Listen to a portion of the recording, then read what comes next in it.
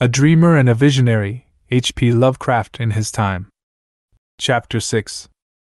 A renewed will to live, 1914-17. The world of amateur journalism which Lovecraft entered in April 1914 with wide-eyed curiosity was a peculiar if rather fascinating institution. The papers produced by the members exhibited the widest possible range in content, format, style, and quality. In general, they were quite inferior to the little magazines of their day, but considerably superior, both in typography and in actual literary content, to the science fiction and fantasy fanzines of a later period, although few were so focused on a single topic as the fanzines were. Amateur journalism as a formal institution began around 1866, with a short-lived society being formed by the publisher Charles Scribner and others around 1869. This society collapsed in 1874, but in 1876 the National Amateur Press Association, NAPA, definitively took form. It continues to exist today. In 1895 the United Amateur Press Association, UPA, was formed by William H. Greenfield, at that time only 14 years old, and others who, as Lovecraft believed, wished for an organization more devoted to serious intellectual endeavor. It was this branch that Lovecraft joined. There still exists an alumni association of amateur journalists, the Fossils, who continue to issue a paper, The Fossil, on an irregular basis. It is a sad fact that no one aside from Lovecraft himself has ever emerged from amateurdom to general literary recognition. This is not to say that others do not deserve to do so.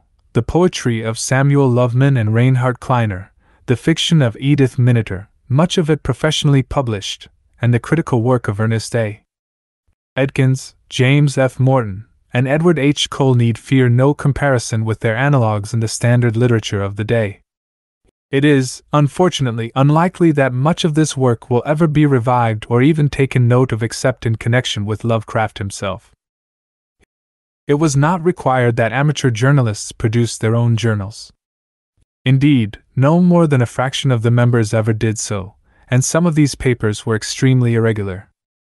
In most cases, members would send contributions directly to editors of existing amateur journals or to two manuscript bureaus, one for the eastern part of the country, one for the western part. The managers of these bureaus would then dole out the manuscripts to journals in need of material. Individuals with printing apparatus were greatly in demand. Indeed, NAPA was originally an organization not for disinterested litterateurs to excel in the art of self-expression but for youthful printers to practice the art of typography.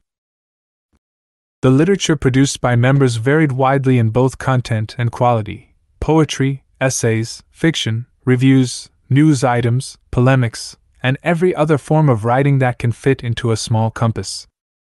If it is generally true that most of this material is the work of tyros, amateurs in the pejorative sense, then it means only that amateur journalism was performing a sound if humble function as a proving ground for writers. Some amateurs did in fact go on to publish professionally. And yet, Lovecraft was all too correct when, late in life, he summed up the general qualitative level of amateur work. God, what crap. Each association held an annual convention, NAPA in early July, UPA in late July, at which the officers for the next official year were elected. The chief offices were president, vice president, treasurer, and official editor. Other offices, including the Department of Public Criticism, were filled by appointments by the president. With this elaborate hierarchy, it was no surprise that some members became only interested in attaining eminence in the organization by holding office, and that intensely bitter, personal, and vituperative election campaigns were held to ensure the victory of a given individual or faction. All this becomes particularly absurd when we realize how few individuals were involved in amateurdom at any given time.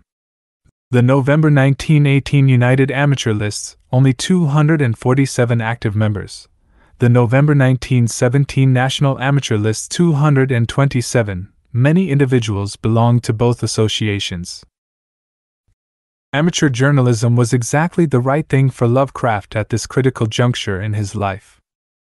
For the next 10 years he devoted himself with unflagging energy to the amateur cause, and for the rest of his life he maintained some contact with it. For someone so unworldly, so sequestered, and so diffident about his own abilities, the tiny world of amateur journalism was a place where he could shine. Lovecraft realized the beneficial effects of amateurdom when he wrote in 1921. Amateur journalism has provided me with the very world in which I live. Of a nervous and reserved temperament, and cursed with an aspiration which far exceeds my endowments, I am a typical misfit in the larger world of endeavor, and singularly unable to derive enjoyment from ordinary miscellaneous activities. In 1914, when the kindly hand of amateurdom was first extended to me, I was as close to the state of vegetation as any animal well can be. With the advent of the United, I obtained a renewed will to live, a renewed sense of existence as other than a superfluous weight, and found a sphere in which I could feel that my efforts were not wholly futile. For the first time I could imagine that my clumsy gropings after art were a little more than faint cries lost in the unlistening void. What amateurdom and I have done for each other, to this analysis there is really very little to add, although a modicum of detail is necessary to flesh out the picture and to pinpoint exactly how this transformation occurred. As for what Lovecraft did for amateurdom, that too is a long story, and one worth studying carefully. In 1914, when Lovecraft entered amateur journalism, he found two schisms that were creating much bad blood and using up valuable energy. The first was, of course, the split between the National and United Amateur Press Associations, which had occurred when the latter was founded in 1895. Some members did indeed belong to both associations. Lovecraft, although labeling himself repeatedly and ostentatiously a loyal United man, joined the National himself as early as 1917, and would later serve as interim president. The other split was one within the United itself. Lovecraft addresses this matter in two essays, The Pseudo-United, United Amateur, May 1920, and A Matter of Uniteds, Bacon's Essays, Summer 1927. In 1912 occurred a hotly contested election at the UPA convention in La Grande, Oregon. The result was that both of the two candidates for president, Helene E. Hoffman and Harry Shepard, declared themselves the winner. In his various remarks, Lovecraft never makes it clear that it was the Hoffman faction that refused to accept the verdict of the UPA directors, who confirmed the election of Shepard, and withdrew. Indeed, if all one knows of the controversy comes from Lovecraft, one would think it was the Shepard group that was the rebel organization. But in fact the amateur world to this day regards the Hoffman group as the rebels and the discontents, even though many acknowledge their literary and numerical superiority. In any event, the Hoffman supporters established their own association, retaining the title United Amateur Press Association, while the group around Shepard called itself the United Amateur Press Association of America. Lovecraft joined the former because he had been recruited by Edward F. Dawes of that faction. Probably he did not at the time even know of the existence of the other, as it was largely centered on Seattle, Washington. It is, however, somewhat ironic that what Lovecraft called the Pseudo-United actually outlasted his own United. The latter essentially collapsed from disorganization and apathy around 1926, while the other United carried on until 1939. But for all practical purposes it was a moribund association, and when Lovecraft was persuaded to resume amateur activity in the 1930s he saw no option but to work for the NAPA. The United split with the National was something Lovecraft vigorously supported and never wished to see healed. His contempt for the older group, which he fancied, perhaps rightly, to be a haven of old-timers resting on their laurels, men who looked back fondly to their lost youth as amateur printers and typographers, and politicians devoted to furthering their own causes and gaining transient and meaningless power in an insignificant arena, is unremitting. In Consolidation's Autopsy, published in the Lake Breeze for April 1915 under the not very accurate pseudonym L. Impartial, he dynamites the position of those Nationalites who are seeking some sort of rapport with the United. Dismissing the National as an inactive old men's home, he writes scornfully of their fostering the ideal of the small boy with a printing press, a somewhat double-edged charge since Lovecraft himself had been exactly that only a few years earlier. Indeed, perhaps the vehemence of his response rests precisely in his awareness that he himself had a somewhat arrested adolescence, and was anomalously long in separating himself from boyhood interests. As Lovecraft plunged into amateur activity, contributing essays and poems, later stories, to amateur journals, becoming involved in heated controversies, and in general taking stock of the little world he had stumbled upon, he gradually formulated a belief, one that he gained remarkably early and maintained to the end of his life. That amateur journalism was an ideal vehicle for the effecting of two important goals: first, abstract self-expression without thought of remuneration, and second, education, especially for those who had not had the benefit of formal schooling. The first became a cardinal tenet in Lovecraft's later aesthetic theory, and its development during his amateur period may be the most important contribution of amateur journalism to his literary outlook. It is not, of course, likely that amateurdom actually originated this idea in Lovecraft's mind. Indeed, he would not have responded so vigorously to amateurdom if he had not already held this view of literature as an elegant diversion. At the same time that Lovecraft was hailing the non-mercenary spirit of amateurdom, he was regarding the amateur world as a practice arena for professional publication. This is not a paradox, because what he meant by professional publication was not hackwork but publication in distinguished magazines or with reputed book publishers. In so doing, one is not buckling down to produce insincere pseudo-literature simply for money, but allowing the polished products of one's self-expression to achieve a worthy audience. The means to achieve these lofty goals in amateurdom was education. It is surely plausible to believe that Lovecraft's own failures in formal education caused him to espouse this goal as fervently as he did. Consider his statement in For What Does the United Stand? United Amateur, May 1920. The United aims to assist those whom other forms of literary influence cannot reach. The non-university man, the dwellers in different places, the recluse, the invalid, the very young, the elderly, all these are included within our scope. And beside our novices stand persons of mature cultivation and experience, ready to assist for the sheer joy of assisting. In no other society does wealth or previous learning count for so little. It is an university, stripped of every artificiality and conventionality, and thrown open to all without distinction. Here may every man shine according to his genius, and here may the small as well as the great writer know the bliss of appreciation and the glory of recognized achievement. This all sounds very well, but Lovecraft regarded it as axiomatic that he was one of the great writers in this little realm, one of the persons of mature cultivation and experience who would raise his lessers to whatever heights they could achieve. This was not arrogance on Lovecraft's part but plain truth. He really was one of the leading figures of amateurdom at this time, and his reputation has remained high in this small field. This ideal of amateurdom as a sort of informal university was something Lovecraft found compelling and attempted, ultimately in vain, to bring about. Only a few months after he joined amateur journalism, Lovecraft obtained a forum whereby he could put many of his developing theories, particularly that of education, into practice.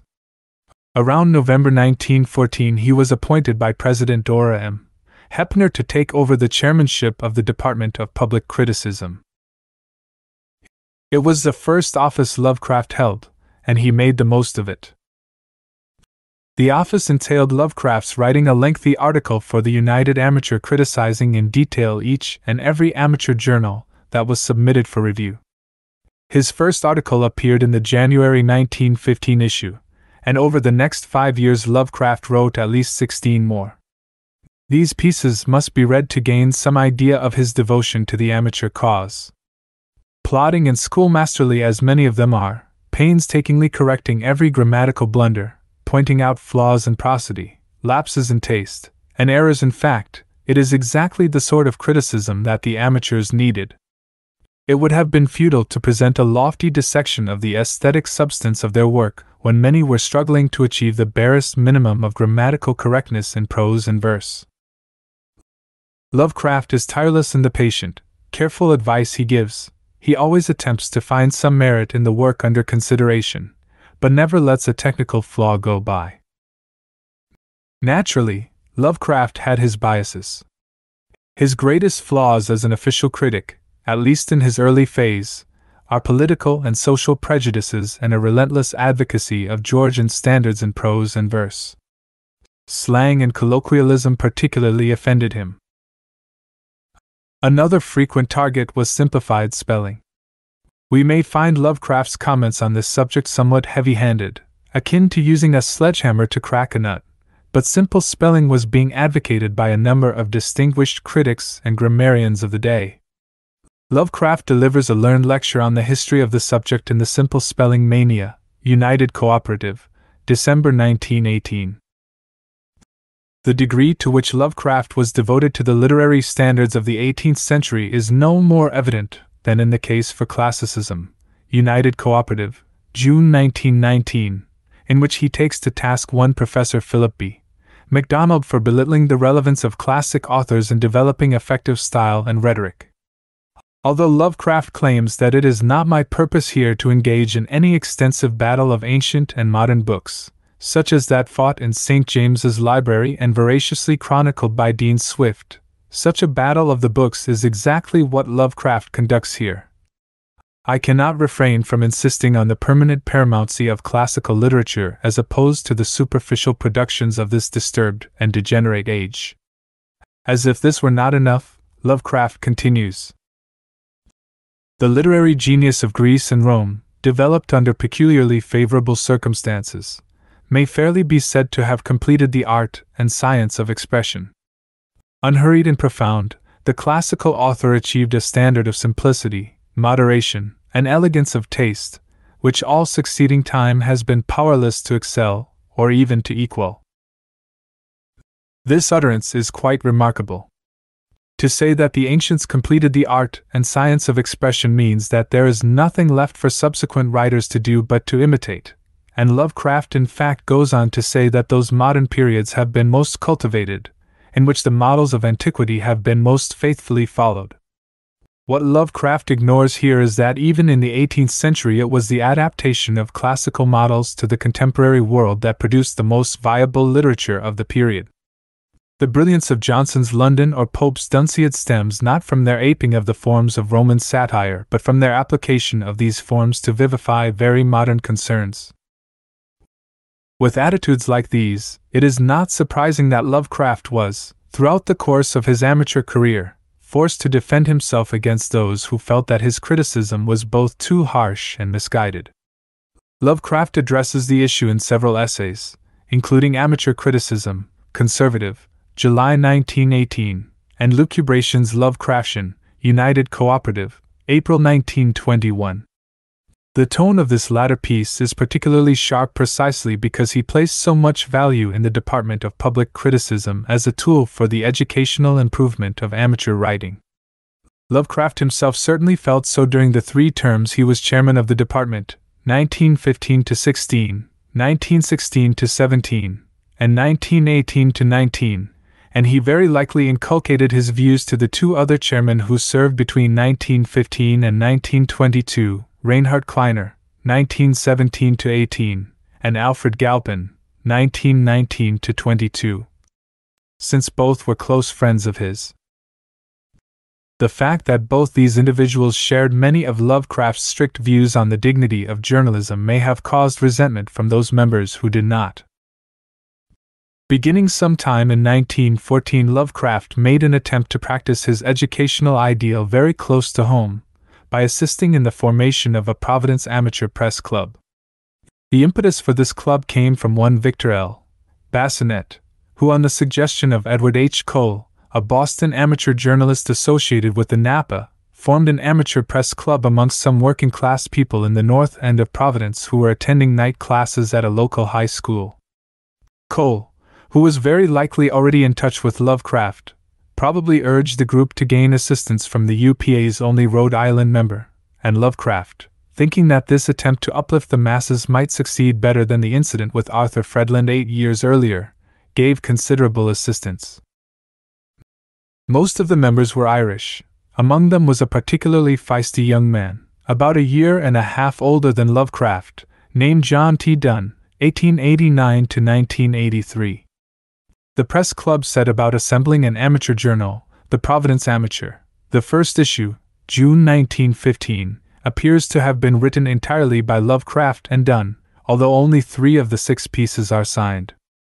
The second issue, February 1916, is more substantial, although the typographical accuracy is very poor.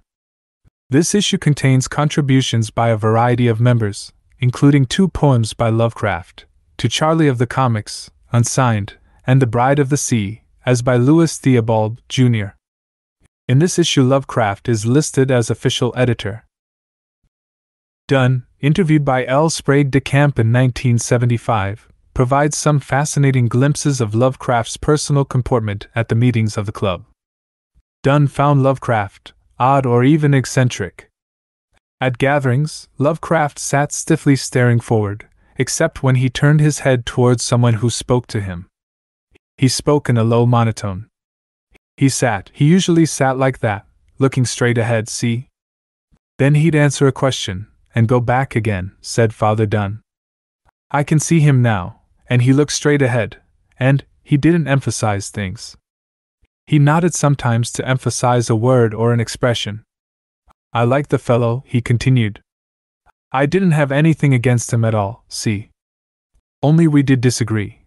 But I hope we disagreed like gentlemen, see? Lovecraft's voice was high-pitched but not what one would call shrill. Dunn said it was about like his own. Lovecraft had great self-control, never losing his temper no matter how heated the argument. I never saw him show any temper, see? But when he wrote very vigorously. There's no doubt about that, see? And he never got excited like I would get excited. Dunn and Lovecraft certainly did have some epistolary fireworks, especially over the Irish question. Dunn later refused to register for the draft and was imprisoned for a time, but was released after the war. Lovecraft washed his hands of the club shortly after the appearance of the second issue, although he continued to keep in touch with Dunn for another year or so. The club itself had definitely folded by the fall of 1916. So ended Lovecraft's second attempt to uplift the masses. I have made reference to the Conservative.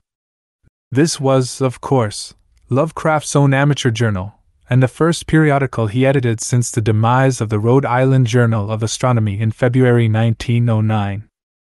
Although he was on the editorial board of several other amateur journals, the Conservative was the only one of which he was the sole editor. 13 issues appeared from 1915 to 1923, broken down as follows. Volume 1, April 1915, July 1915, October 1915, January 191. Volume 2, April 1916, July 1916, October 1916, January 191. Volume 3, July 1917. Volume 4, July 19th. Volume 5, July 191. Number 12, March 192. Number 13, July 192. The issues range from 4 to 28 pages. The first 3 issues were written almost entirely by Lovecraft, but thereafter his contributions declined considerably except for occasional poems, and, beginning with the October 1916 issue, a regular column of opinion entitled In the Editor's Study. It is clear that Lovecraft welcomed the prospect of editing his own paper rather than merely contributing random pieces to other amateur journals or appearing in the official organ. What this allowed him to do, aside from promoting his own vision of amateurdom as a haven for literary excellence and a tool for humanist education, was to express his own opinions fearlessly. He did just that. The editorial in the July 1915 issue contains his statement of editorial policy. That the arts of literature and literary criticism will receive prime attention from the Conservative seems very probable. The increasing use among us of slovenly prose and lame meter, supported and sustained by the light reviewers of the amateur press, demands an active opponent, even though a lone one, and the profound reverence of the Conservative for the polished writers of a more correct age, fits him for a task to which his mediocre talent might not otherwise recommend him.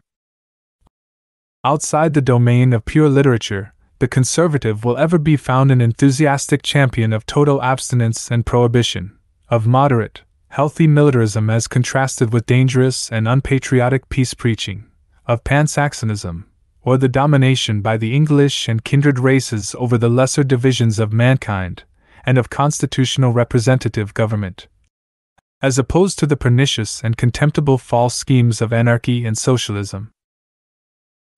A mighty tall agenda. I have already touched on some of the controversies over literature in which Lovecraft engaged. His political debates, both in published works and in private correspondence, were no less vigorous, and I shall treat them later. We will find that some of Lovecraft's early opinions are quite repugnant, and many of them are uttered in a cocksure, dogmatic manner greatly in contrast with his later views. Nevertheless, it was evident to all amateurs that the editor of The Conservative was an intellectual force to be dealt with. Lovecraft's official career in amateur journalism was augmented by his election in July 1915 as first vice president of the UPA. Part of his responsibility was to be the head of the recruiting committee, for which he wrote the pamphlet United Amateur Press Association, exponent of amateur journalism. This, the second separate publication by Lovecraft, for the first, The Crime of Crimes, 1915, see below, was issued in late 1915. For the next term, 1916 to 17, Lovecraft had no official function except chairman of the Department of Public Criticism. He was, however, elected president at the UPA convention in late July 1917. For the next 5 years he and his associates essentially controlled the UPA, and the result really was a very significant raising of the literary tone. For a time it looked as if Lovecraft's goals for amateurdom would be grandly fulfilled. During this whole period Lovecraft had recommenced the writing of monthly astronomy articles, this time for the Providence Evening News. The first one appears in the issue for January 1, 1914, and hence actually predates his entry into amateur journalism. I have no doubt that Lovecraft was paid for each of the 53 articles he published.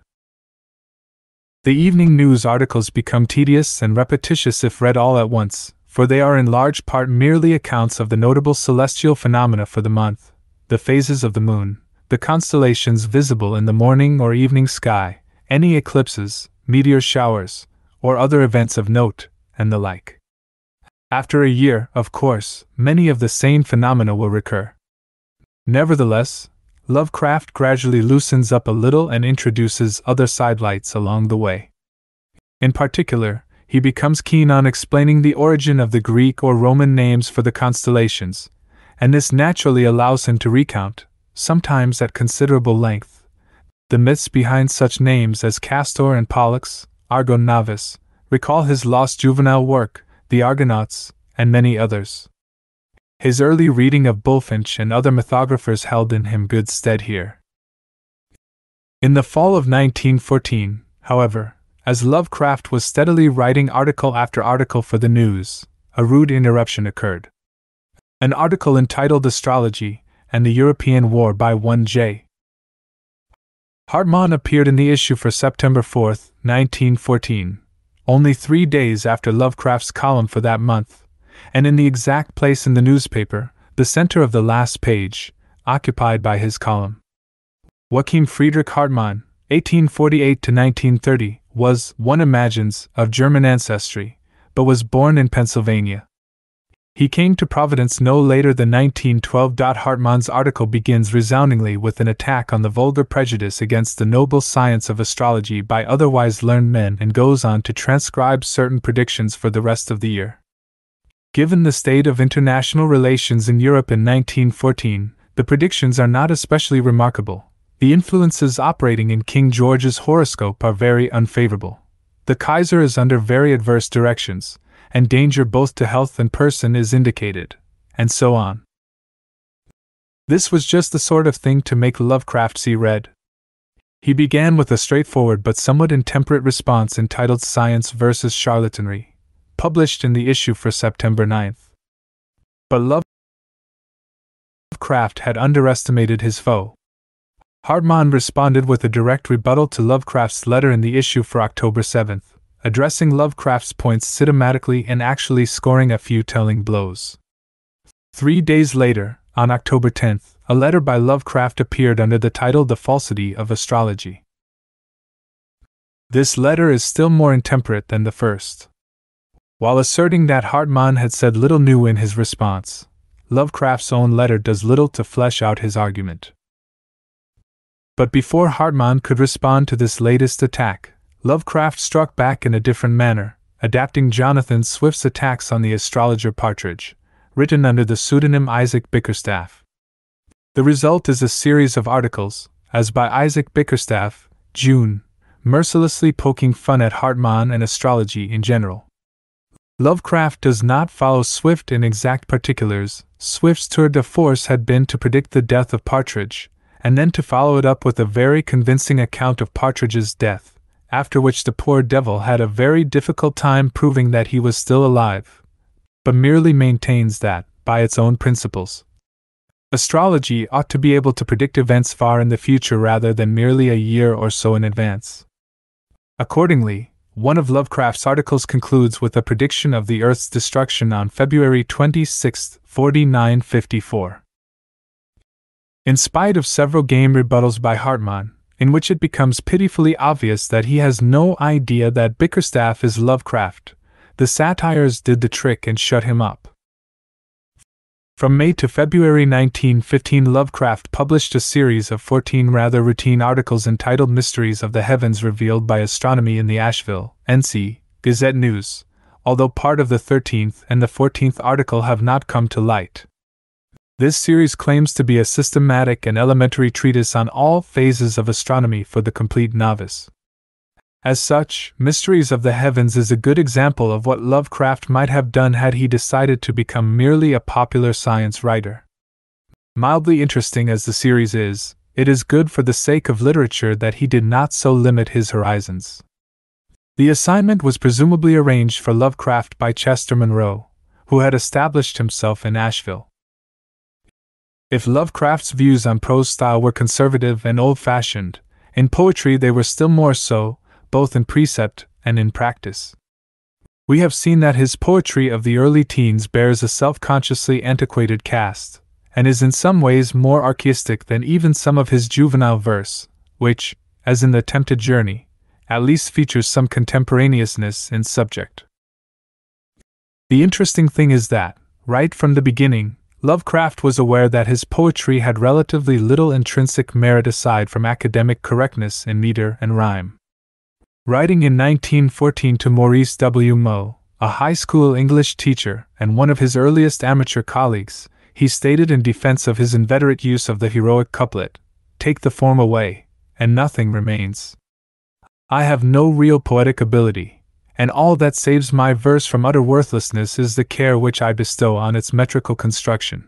In 1929, Lovecraft articulated perhaps the soundest evaluation of his verse-writing career that it is possible to give. In my metrical novitiate I was, alas, a chronic and inveterate mimic, allowing my antiquarian tendencies to get the better of my abstract poetic feeling. As a result, the whole purpose of my writing soon became distorted, till at length I wrote only as a means of recreating around me the atmosphere of my 18th century favorites. Self-expression as such sank out of sight, and my sole test of excellence was the degree with which I approached the style of Mr. Pope, Dr. Young, M. Thompson, Mr. Addison, Mr. Tickle, Mr. Parnell, Dr. Goldsmith, Dr. Johnson, and so on. My verse lost every vestige of originality and sincerity, its only core being to reproduce the typical forms and sentiments of the Georgian scene amidst which it was supposed to be produced. Language, vocabulary, ideas, imagery, everything succumbed to my own intense purpose of thinking and dreaming myself back into that world of periwigs and long S's which for some odd reason seemed to me the normal world. To this analysis very little need be added. What it demonstrates is that Lovecraft utilized poetry not for aesthetic but for psychological ends, as a means of tricking himself into believing that the 18th century still existed, or, at least, that he was a product of the 18th century who had somehow been transported into an alien and repulsive era. And if the sole test of excellence of Lovecraft's verse was its success in duplicating the style of the great Georgian poets, then it must flatly be declared that his poetry is a resounding failure. He certainly manages to copy the mechanical externals of 18th century verse, but its vital essence invariably escapes him. Lovecraft's poetry falls into a number of groupings differentiated generally by subject matter. The bulk of his verse must fall under the broad rubric of occasional poetry. Within this class there are such things as poems to friends and associates, seasonal poems, poems on amateur affairs, imitations of classical poetry, especially Ovid's Metamorphoses, and other miscellaneous verse. There is, at least up to about 1919, a large array of political or patriotic verse, almost entirely worthless. There is also a small group of mediocre philosophical or didactic verse. Satiric poetry bulks large in Lovecraft's early period, and this is perhaps the most consistently meritorious of his early metrical output. Weird verse does not become extensive until 1917, the precise time when Lovecraft resumed the writing of weird fiction, so shall be considered later. These categories of course overlap. Some of the satiric poetry is directed toward colleagues or individuals in the amateur circle, or is on political subjects. Of the occasional poetry in general it is difficult to speak kindly. In many instances one quite is literally at a loss to wonder what Lovecraft was attempting to accomplish with such verse. These poems appear frequently to have served merely as the equivalents of letters. Indeed, Lovecraft once confessed that in youth I scarcely did any letter writing. Thanking anybody for a present was so much of an ordeal that I would rather have written a 250-line pastoral, or a 20-page treatise on the rings of Saturn. Of the seasonal poems very little can be said. There are poems on almost every month of the year, as well as each of the individual seasons, but all are trite, mechanical, and quite without genuine feeling. One heroic work, in more ways than one, that requires some consideration is Old Christmas, Tryout, December 1918, written in late 1917, a 332-line monstrosity that is Lovecraft's single longest poem. Actually, if one can accept the premise of this poem, a recreation of a typical Christmas night in the England of Queen Anne's time, then one can derive a certain enjoyment from its resolutely wholesome and cheerful couplets. The sheer geniality of the poem eventually wins one over if one can endure the antiquated diction. Two facets of Lovecraft's poetry that must be passed over in merciful brevity are his classical imitations and his philosophical poetry. Lovecraft seemed endlessly fond of producing flaccid imitations of Ovid's Metamorphoses, his first poetic love, let us recall, including such things as Hylas and Myrrha, A Tale, Tryout, May 1919, Myrrha and Strephon, Tryout, July 1919, and several others. Of the early philosophical poetry, only a few are notable. Inspiration, Conservative, October 1916, is a delicate two-stanza poem on literary inspiration coming to a writer at an unexpected moment. It is of importance largely because it is the very first piece of professionally published poetry by Lovecraft outside of local newspaper appearances. It was reprinted in the National Magazine of Boston in November 1916. Lovecraft had a number of poems printed in this magazine over the next several years. As the years passed, it became evident to Lovecraft's readers in the amateur press, as it was always evident to Lovecraft himself, that in his poetry he was a self-consciously antiquated fossil with admirable technical skill but no real poetic feeling. Eventually Lovecraft began to poke fun at himself on this score, as in On the Death of a Rhyming Critic, Toledo Amateur, July 1917, and The Dead Bookworm, United Amateur, September 1919.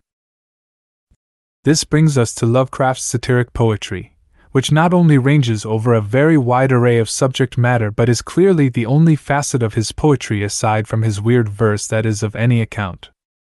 Kleiner made this point in a note on Howard P. Lovecraft's verse, United Amateur, March 1919, the first critical article on Lovecraft. Many who cannot read his longer and more ambitious productions find Mr. Lovecraft's light or humorous verse decidedly refreshing. As a satirist along familiar lines, particularly those laid down by Butler, Swift, and Pope, he is most himself, paradoxical as it seems. In reading his satires, one cannot help but feel the zest with which the author has composed them. They are admirable for the way in which they reveal the depth and intensity of Mr. Lovecraft's convictions, while the wit, irony, sarcasm, and humor to be found in them serve as an indication of his powers as a controversialist. The almost relentless ferocity of his satires is constantly relieved by an attendant broad humor which has the merit of causing the reader to chuckle more than once in the perusal of some attack leveled against the particular person or policy which may have incurred him. Lovecraft's displeasure. This analysis is exactly on target. Lovecraft himself remarked in 1921, "Whatever merriment I have is always derived from the satirical principle. Literary faults or literary modernism, much the same thing to Lovecraft at this time, are also the target of many satires." When Charles D. Isaacson in his amateur journal in a minor key championed Walt Whitman as the greatest American thinker, Lovecraft responded with a sizzling rebuttal in prose entitled In a Major Key, Conservative, July 1915, in which he included an untitled poem on Whitman. "Behold great Whitman, whose licentious line delights the rake, and warms the souls of swine, whose fevered fancy shuns the measured place, and copies Ovid's filth without his grace." And so on. Whitman was the perfect anathema for Lovecraft at this time, not only in his scornful abandonment of traditional meter but in his frank discussions of both homosexual and heterosexual sex. Lovecraft's greatest poem in this regard is A Missa Minerva, Toledo Amateur, May 1919. Stephen J. Muriconda has written a thorough commentary on this poem, and has illuminated many of its distinctive features. After supplying a highly encapsulated history of poetry from Homer to Swinburne, Lovecraft launches upon a systematic attack on modern poetry, mentioning Amy Lowell, Edgar Lee Masters, Carl Sandburg, and others by name. The subject matter of modern poetry offends Lovecraft. Exempt from wit, each dullard pours his ink slash and odes to bathtubs, or the kitchen sink, as much as its abandonment of traditional rhyme and meter. Actually, Lovecraft's first exposure to poetic radicalism had occurred some years before. "I have lately been amusing myself by a perusal of some of the imagism nonsense of the day," he writes in August 1916. "As a species of pathological phenomena it is interesting." This provides a sufficient indication of Lovecraft's attitude toward free verse in general and imagism in particular. I am not sure what works Lovecraft read at this time. Perhaps he read some of the three anthologies entitled Some Imagist Poets, which appeared between 1915 and 1917. He sums up his objections to modern poetry in the Vers Libre Epidemic, Conservative, January 1917. Here Lovecraft distinguishes between two forms of radicalism, one of mere form, the other of thought and ideals.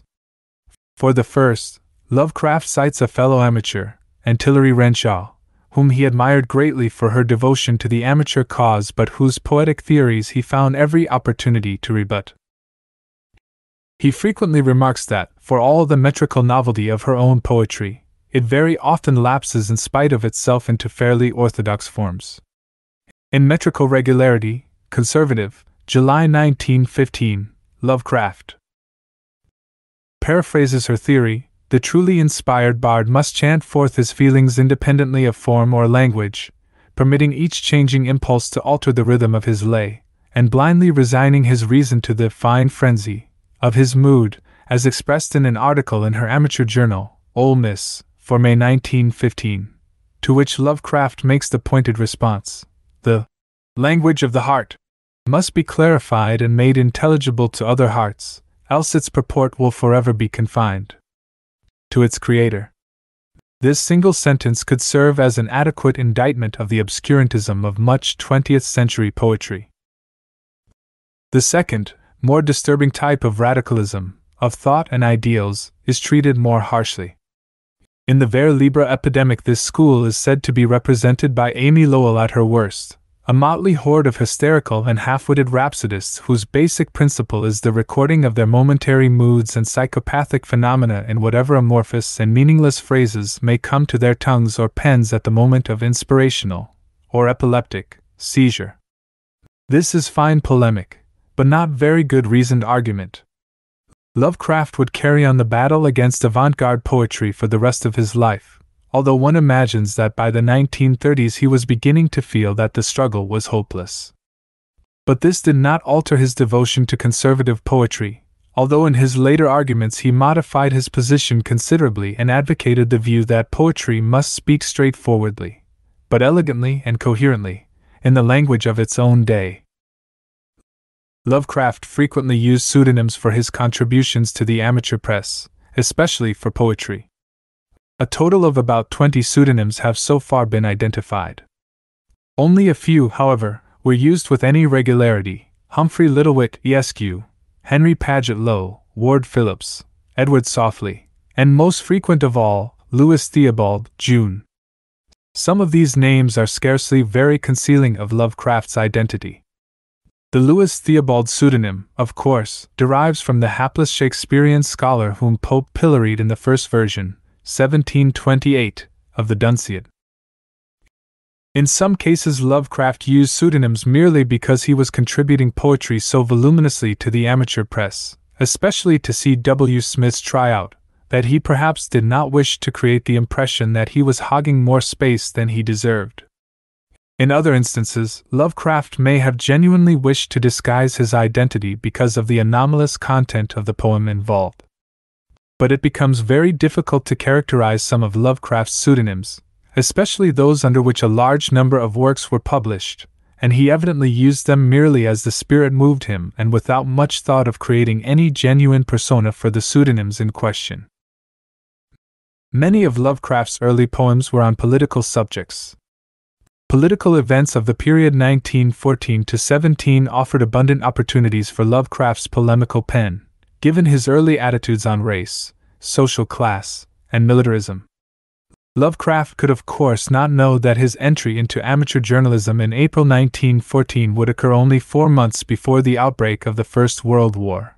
But once the war did commence, and once he saw that his country was not about to enter it any time soon to stand with his beloved England, Lovecraft's ire was stirred.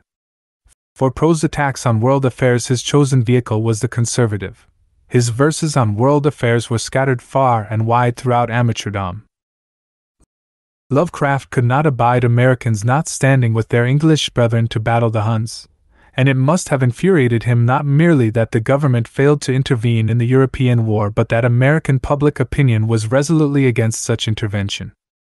Even the sinking of the Lusitania on May 7, 1915, resulting in the loss of 128 Americans and its death toll of more than 1,200, only began a slow change in people's minds against Germany. The incident led Lovecraft to write a thunderous polemic in verse, The Crime of Crimes, Lusitania, 1915. There is no question of Lovecraft's burning sincerity in this poem, but the antiquated meter and diction he has used here makes it difficult to take the poem seriously, and it gains an unintentional air of frivolity, almost of self-parody. This could be said for much of Lovecraft's political verse. The Crime of Crimes has the distinction of being Lovecraft's first separately published work. It appeared in a Welsh amateur journal, Interesting Items, for July 1915, and apparently at about the same time was issued as a 4-page pamphlet by the editor of the paper, Arthur Harris of Llandudno, Wales. This item is now one of the rarest of Lovecraft's publications. Only 3 copies are known to exist. I do not know how Lovecraft came in touch with Harris. Perhaps he sent him the first issue of the Conservative. In any event, Lovecraft stayed sporadically in touch with Harris for the rest of his life. The Lusitania incident led to President Woodrow Wilson's celebrated utterance, "There is such a thing as a man being too proud to fight," something that infuriated Lovecraft, and which he threw back in Wilson's teeth at every opportunity, especially in poems. Lovecraft published an array of anti-pacifist poems: Pacifist War Song, 1917, Tryout, March 1917, The Peace Advocate, Tryout, May 1917, and articles, The Renaissance of Manhood, Conservative, October 1915, along with any number of truly awful poems expressing loyalty to England, 1914, Interesting Items, March 1915. An American to Mother England, Poesy, January 1916, The Rose of England, Scott, October 1916, Britannia Victura, Inspiration, April 1917, An American to the British Flag, Little Budget, December 1917. Lovecraft's immediate reaction to the war, however, was a curious one. He did not care what the actual causes of the war were, or who was to blame. His prime concern was in stopping what he saw was a suicidal racial civil war between the two sides of Anglo-Saxondom. It is here that Lovecraft's racism comes fully to the forefront. In the unnatural racial alignment of the various warring powers we behold a defiance of anthropological principles that cannot but bode ill for the future of the world. This is from The Crime of the Century, one of the salvos in Lovecraft's first issue, April 1915, of The Conservative.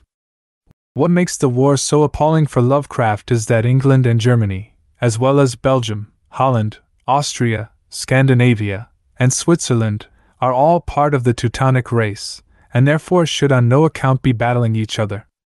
Political enemies though they may be, England and Germany are racially one. The Teuton is the summit of evolution. That we may consider intelligently his place in history, we must cast aside the popular nomenclature which would confuse the names Teuton and German, and view him not nationally but racially, identifying his fundamental stock with the tall, pale, blue-eyed, yellow-haired, long-headed Xanthocracy as described by Huxley, amongst whom the class of languages we call Teutonic arose, and who today constitute the majority of the Teutonic-speaking population of our globe. We have already seen Lovecraft's prejudice against blacks manifest so early as the age of 14. Whence did these ideas of Teutonic superiority arise? The above passage itself suggests one source, Thomas Henry Huxley.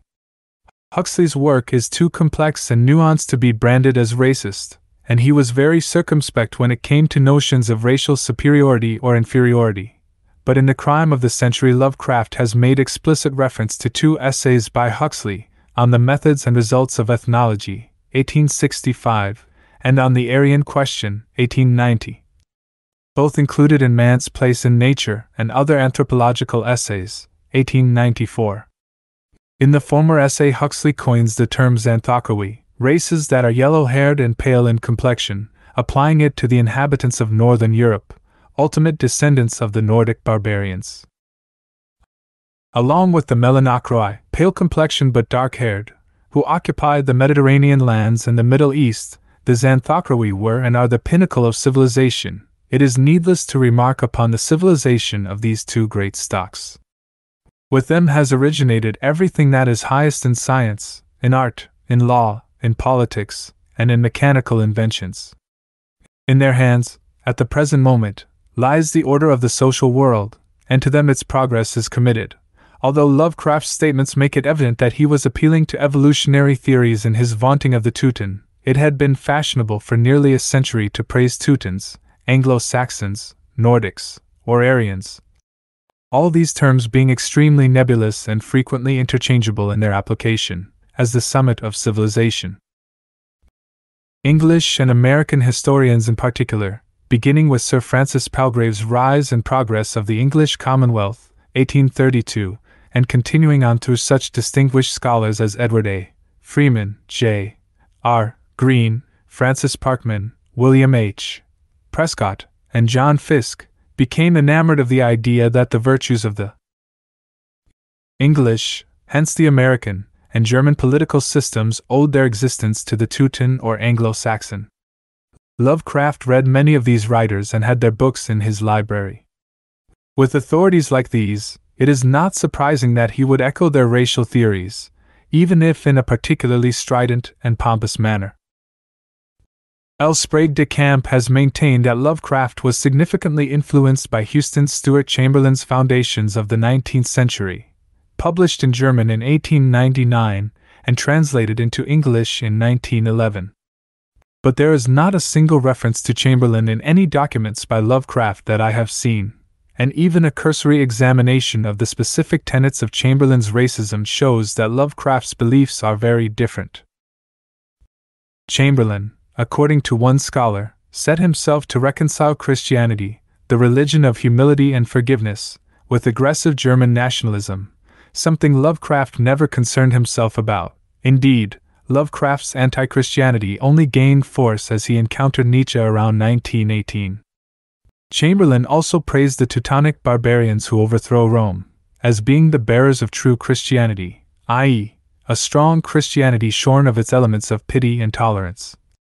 A view Lovecraft could never adopt given the belief he maintained to the end of his life that to me the Roman Empire will always seem the central incident of human history. In these and other ways did Lovecraft's racism differ fundamentally from Chamberlain's, so that any influence of the latter seems remote, especially given the total absence of documentary evidence that Lovecraft was even familiar with Chamberlain. Later in 1915 the issue of blacks was raised again. We have already seen how Lovecraft attacked Charles D. Isaacson's championing of Walt Whitman in his amateur paper in a minor key. The bulk of Isaacson's paper, however, was a plea for racial tolerance, especially for blacks. He is particularly harsh on Jr.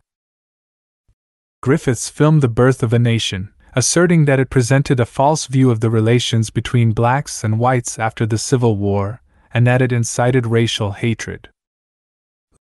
Lovecraft, in a major key, Conservative, July 1915, makes the astounding claim that Mr. Isaacson's views on racial prejudice are too subjective to be impartial. In regard to The Birth of a Nation, Lovecraft states that he has not yet seen the film, he would do so later, but says that he has read both the novel, The Klansman, 1905, by Thomas Dixon, Jr., and the dramatic adaptation of the novel on which the film was based. He then launches into a predictable paean to the Ku Klux Klan, that noble but much maligned band of Southerners who saved half of our country from destruction at the close of the Civil War. It is certainly odd that Lovecraft's remarks were made at exactly the time when the Klan was being revived in the South by William J. Simmons, although it was not a force to be reckoned with until the 1920s. It can be pointed out here that Lovecraft is strangely silent on the thousands of lynchings of blacks throughout the early decades of the century. But he never mentions the KKK again until very late in life, and then he repudiates it. As, however, with the pestiferous astrologer J. F. Hartmann, Lovecraft underestimated his opponent. The responses by both Isaacson and James Ferdinand Morton in the second issue of In a Minor Key, undated, but published in late 1915, are devastating, particularly Morton's. James Ferdinand Morton, 1870 to 1941, was a remarkable individual. He had gained a simultaneous BA and MA from Harvard in 1892, and became a vigorous advocate of black equality, free speech, the single tax, and secularism. He wrote many pamphlets on these subjects, most of them published either by himself or by the Truth Seeker Company. He had been president of the NAPA in 1896–97, and would later become president of the Thomas Paine Natural History Association and vice president of the Esperanto Association of North America. He would end his career, 1925–41, as curator of the Paterson, New Jersey Museum. In Conservatism, Gone Mad, Morton begins by stating presciently that I presume that Mr. H.P. Lovecraft is a rather young man, who will at some future day smile at the amusing dogmatism with which he now assumes to lay down the law. There then follows a broadside attacking Lovecraft's racism, and a concluding prediction. From the sample afforded in the paper under discussion, it is evident that Mr. Lovecraft needs to serve a long and humble apprenticeship before he will become qualified to sit in the master's seat and to thunder forth ex cathedra judgments. The one thing in his favor is his evident sincerity. Let him once come to realize the value of appreciating the many points of view shared by persons as sincere as he, and better informed in certain particulars, and he will become less narrow and intolerant. His vigor of style, when wedded to clearer conceptions based on a wider comprehension, will make him a writer of power. It is passages like this that led Lovecraft ultimately to make peace with Morton, who would then become one of his closest friends. But that was several years in the future. At the moment, Lovecraft had in mind no thought but a towering rebuttal. But the interesting thing is that no genuine rebuttal ever appeared. Lovecraft did write a magnificent satirical poem, the Isaacsonia Mortoniad, around September 1915, but he did not allow it to be published, and there is no evidence that he even showed it to anyone.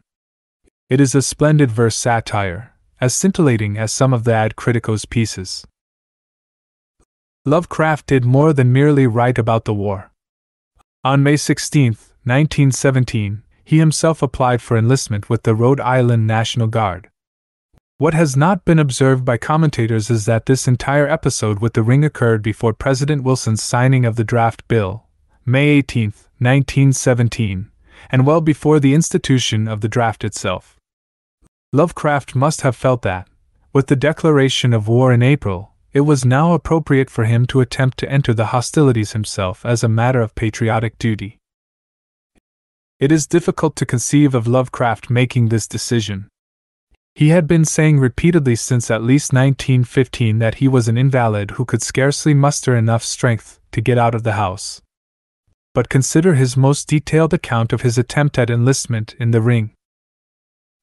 Some time ago, impressed by my entire uselessness in the world, I resolved to attempt enlistment despite my almost invalid condition. I argued that if I chose a regiment soon to depart for France, my sheer nervous force, which is not inconsiderable, might sustain me till a bullet or piece of shrapnel could more conclusively and effectively dispose of me.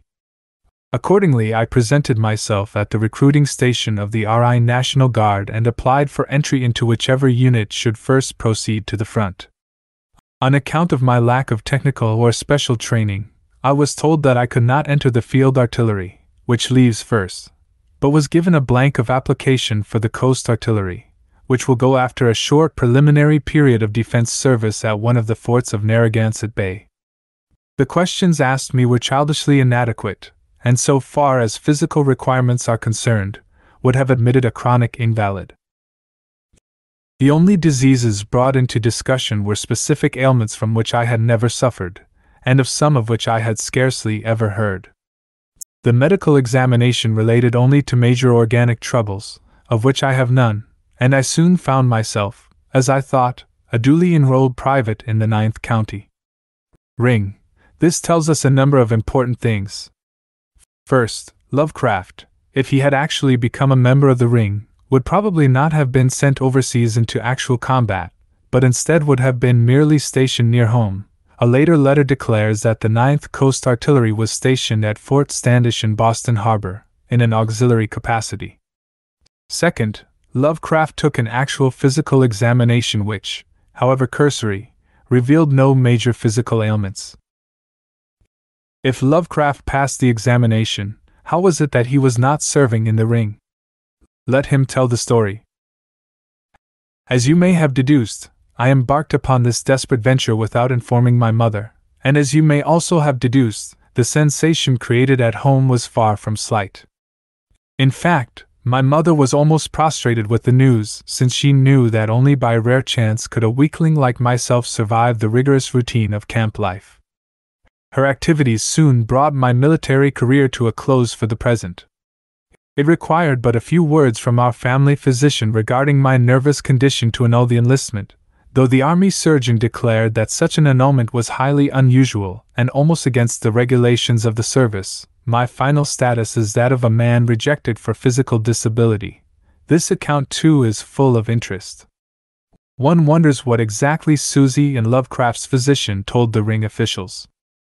Some have speculated that the latter might have revealed the fact of Winfield Lovecraft's paretic condition. The connection between paresis and syphilis had been established in 1911, and it is likely that both Susie and the physician now had a pretty good idea of the true cause of Winfield's death.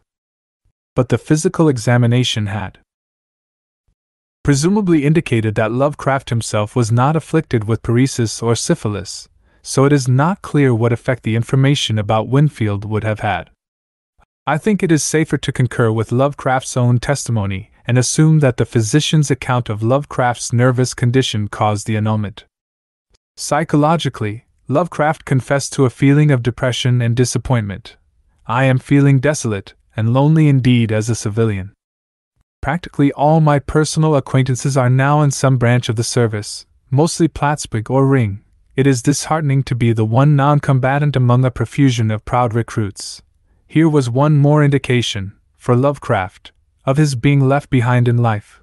Having failed to finish high school and enter college, he had seen his boyhood friends go on to gain good jobs in journalism, trade, and law enforcement. Now he saw them go off to war while he remained behind to write for the amateur press. Lovecraft did in fact register for the draft on June 5th. Indeed, he was legally obliged to do so. He gave his occupation as writer. I am told that it is possible I may be used even though I failed to pass the physical test for active military service. Clearly Lovecraft was not so used. His draft record, if it survives, has not come to light.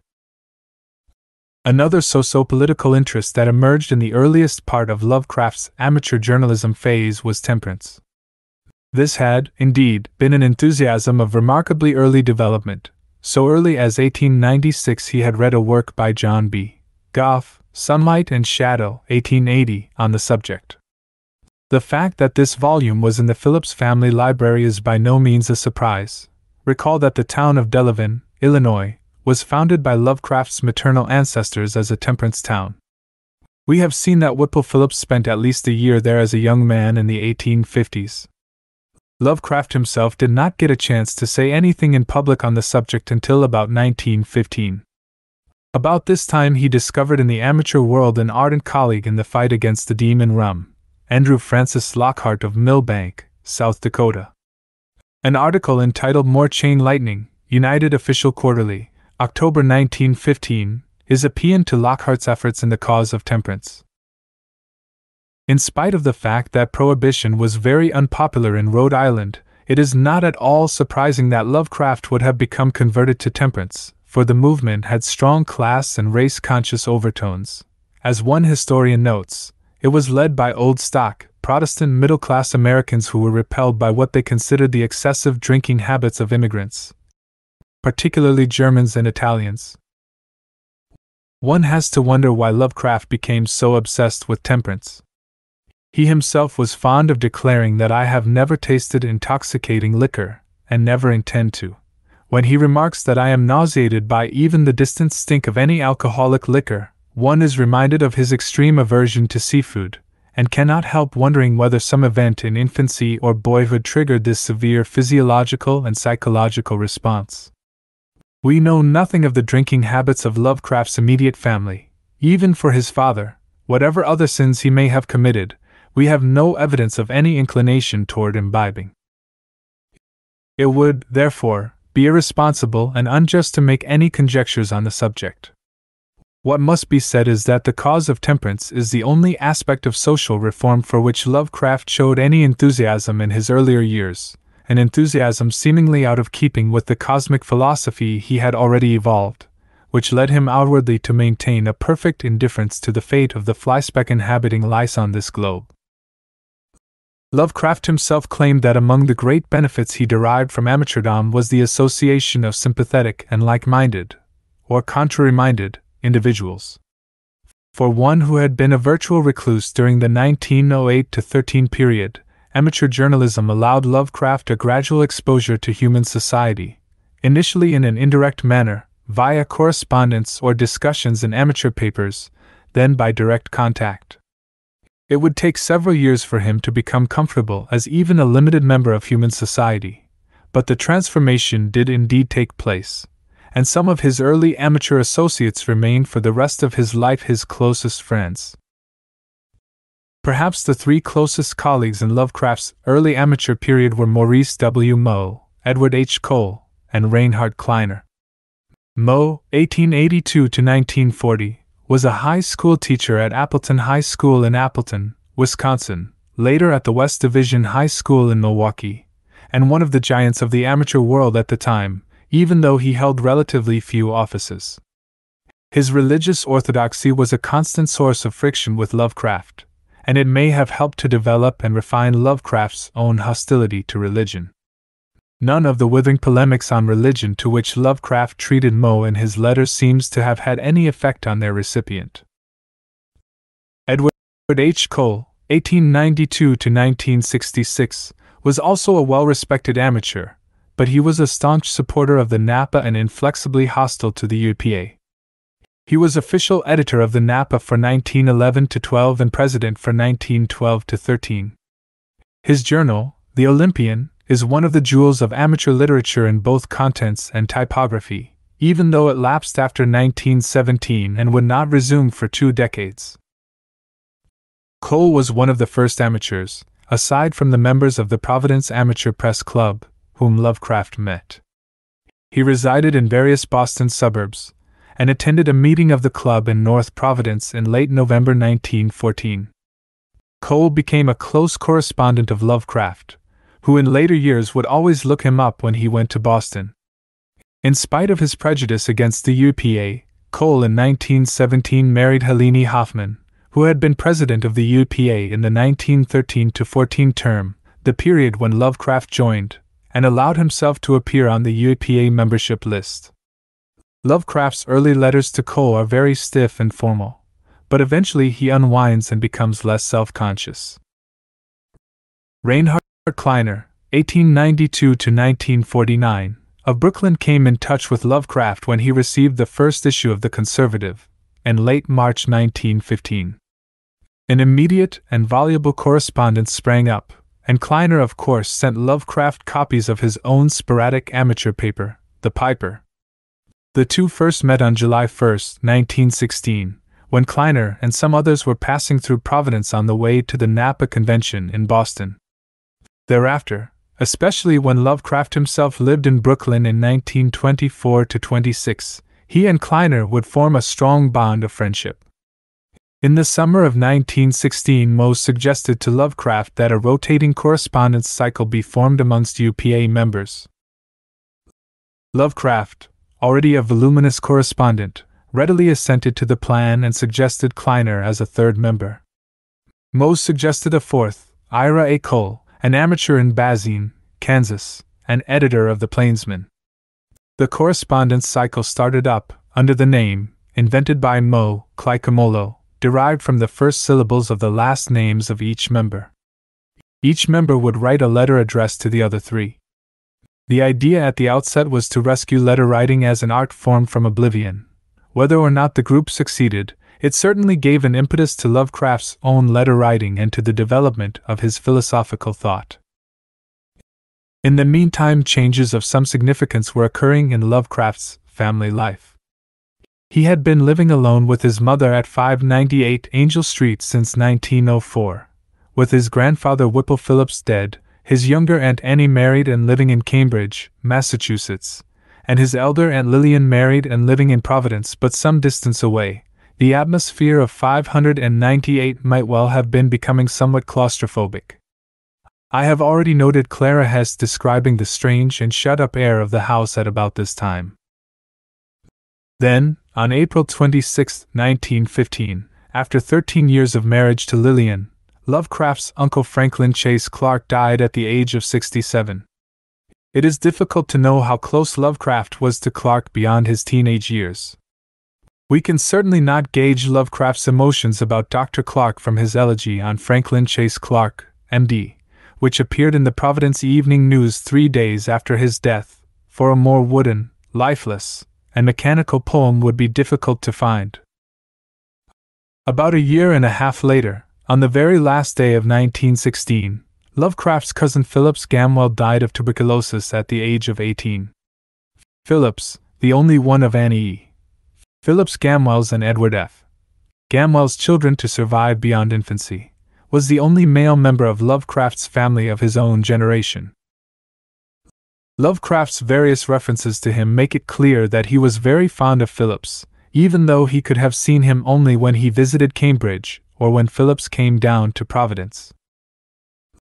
Lovecraft observes that about this time Phillips, then 12 years old, had blossomed out as a piquant letter writer eager to discuss the various literary and scientific topics broached during our occasional personal conversations, and Lovecraft attributes his fondness for letter writing to 4 or 5 years' correspondence with Phillips.